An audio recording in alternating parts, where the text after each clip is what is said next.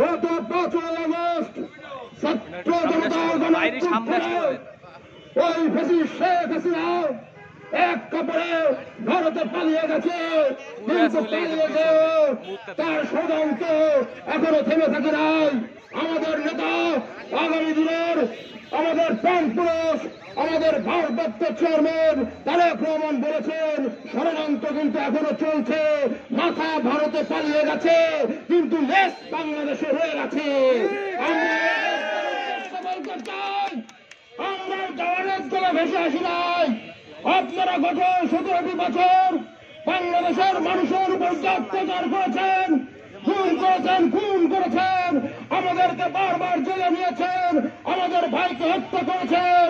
গত জুলাইয়ে আমাদের ছাত্র জনতার উপরে যে আক্রমণ চালিয়েছেন এবং গুলি করে 1500-র অধিক ছাত্র জনতাকে হত্যা করেছেন, এই হত্যার বিচার, শেখ হাসিনার বিচার আমরা বাংলাদেশে আমরা করব। এবং যতক্ষণ পর্যন্ত এর বিচার না হবে আমরা সকলে রাজপথে থেকে আওয়ামী লীগের সন্ত্রাসীদের এবং সেই সাথে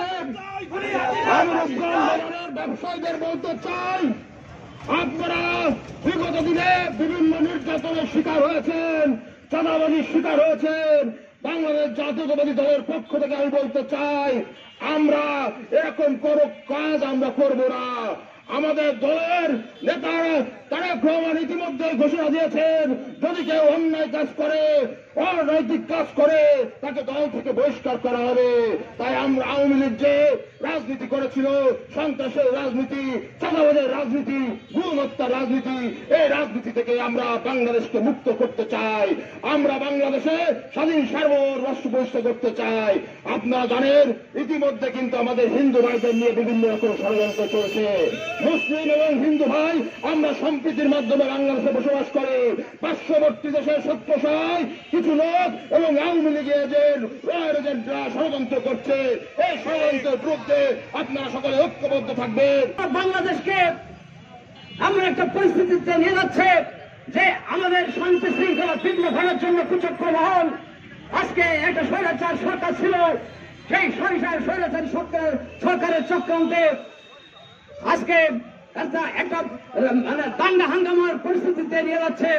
আপনারা সবাইকে অন্তপক্ষে সদস্য থাকবেন। এই অন্তপক্ষে এই ধরনের পরিস্থিতিকে সামাল দেওয়ার জন্য আমরা ছাত্র জনতা আজকে ঐক্যবদ্ধভাবে মাঠে নেমেছি।